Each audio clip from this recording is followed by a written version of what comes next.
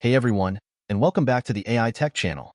Are we on the verge of a new transatlantic AI alliance, or is this Paris summit just another photo op? More importantly, are we even prepared for the ethical Pandora's box that unchecked AI advancement could unleash? That's what we're diving into today, as Vice President Vance touches down in Paris for a high-stakes AI summit. Buckle up, because this could reshape the future of technology as we know it. Okay, so here's the deal. VP Vance is in Paris to attend a major AI summit, where leaders from around the globe are gathering to discuss the future of artificial intelligence. France, in particular, is pushing hard to establish itself as a major player in the AI landscape, hoping to attract investment and foster innovation. But this isn't just about tech. It's about global power, economic dominance, and the very future of how we live and work. Think of it as a three-way chess match between the US, China, and Europe, with AI as the ultimate prize. Let's break down the potential impacts, starting with the most obvious: AI development and investment. This summit is a clear signal that AI is no longer just a Silicon Valley buzzword. It's a strategic priority for nations around the world. France wants to be a leader, and they're willing to put serious money on the table. We're talking about billions of euros potentially flowing into AI research, development, and infrastructure. This is a huge opportunity for European startups and researchers, but it also raises questions about whether Europe can truly compete with the deep pockets of the US and China. But money isn't everything. The summit is also crucial for shaping the future of AI governance and regulation. How do we ensure that AI is developed and used responsibly? How do we protect against bias, discrimination, and other potential harms?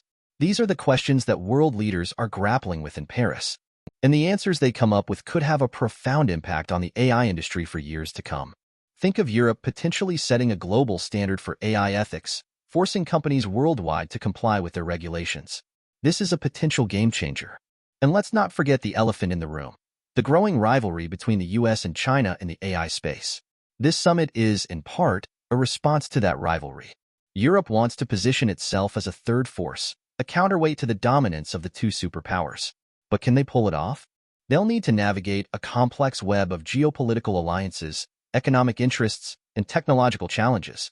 The stakes are incredibly high. Beyond the direct impact on AI, this summit is going to ripple through the entire technology sector. We're talking about AI applications in healthcare, education, environmental sustainability, even culture. Imagine AI-powered personalized medicine, revolutionizing education through adaptive learning, or using AI to combat climate change. The possibilities are endless, but so are the challenges. This is driving innovation across the board. This summit is also a shot in the arm for research and academia. Increased funding and collaboration opportunities will fuel breakthroughs in AI and related fields. Universities and research institutions across Europe are going to be buzzing with activity. But it also means a scramble for talent, as companies and institutions compete for the best and brightest minds. Expect to see poaching and escalating salaries in the AI field. Now, let's talk about the socio-economic impact, because this is where things get really interesting and potentially worrying. AI has the potential to create new jobs, but it's also going to displace existing ones. We're talking about automation, efficiency gains, and a fundamental shift in the skills that are needed in the workforce. Are we prepared for the coming wave of job displacement? Are we investing enough in retraining and education programs? These are critical questions that need to be addressed. AI is rapidly becoming a key factor in international relations. Countries are competing for leadership in AI development and deployment, which can lead to both cooperation and competition. Think about the potential for AI-powered cyber warfare, autonomous weapon systems, and misinformation campaigns. The risks are very real, and they need to be addressed through international cooperation and arms control agreements. It's a delicate balancing act. Let's pivot to the risks. One of the biggest concerns is data security and privacy. AI systems rely on vast amounts of data, and that data needs to be protected. We've already seen countless data breaches and privacy scandals. How do we ensure that AI systems are secure and that user data is protected? This is especially critical in areas like healthcare and finance, where sensitive personal information is at stake. Trust is paramount. Another major risk is bias and fairness. AI systems are trained on data, and if that data is biased, the AI will perpetuate and amplify those biases. This can lead to unfair or discriminatory outcomes in areas like hiring, lending, and criminal justice. We need to be vigilant about identifying and mitigating bias in AI systems. Otherwise, we risk creating a society where AI reinforces existing inequalities. The potential for job displacement is a huge risk. As AI automates more and more tasks, millions of people could lose their jobs. This could lead to widespread unemployment, social unrest, and political instability.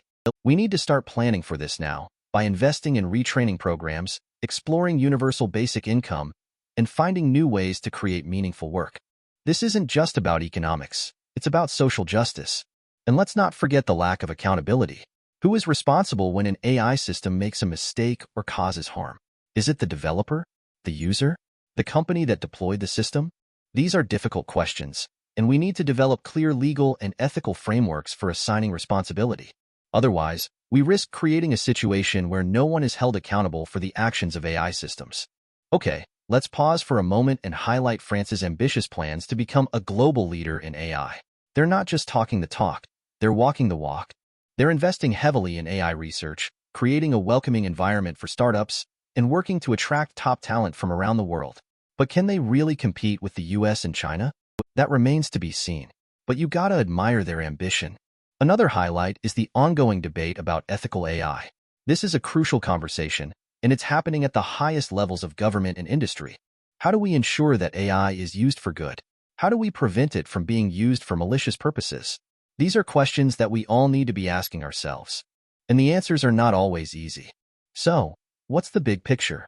VP Vance's trip to Paris for this AI summit is a sign that AI is now firmly on the global stage.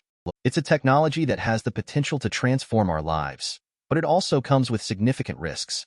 We need to be proactive about addressing those risks, and we need to make sure that AI is developed and used responsibly. Europe has a unique opportunity to shape the future of AI. They can set a global standard for ethical AI, promote responsible innovation, and create a more equitable and sustainable future. But they need to act quickly and decisively. The competition is fierce, and the stakes are high. What's next? Keep an eye on the news coming out of the Paris summit. Pay attention to the announcements about new investments, regulations, and collaborations. And most importantly, stay informed about the potential impacts of AI on your life and your community. This is a technology that is going to shape our future, and we all need to be part of the conversation. Thanks for watching, and don't forget to subscribe for more AI news and analysis.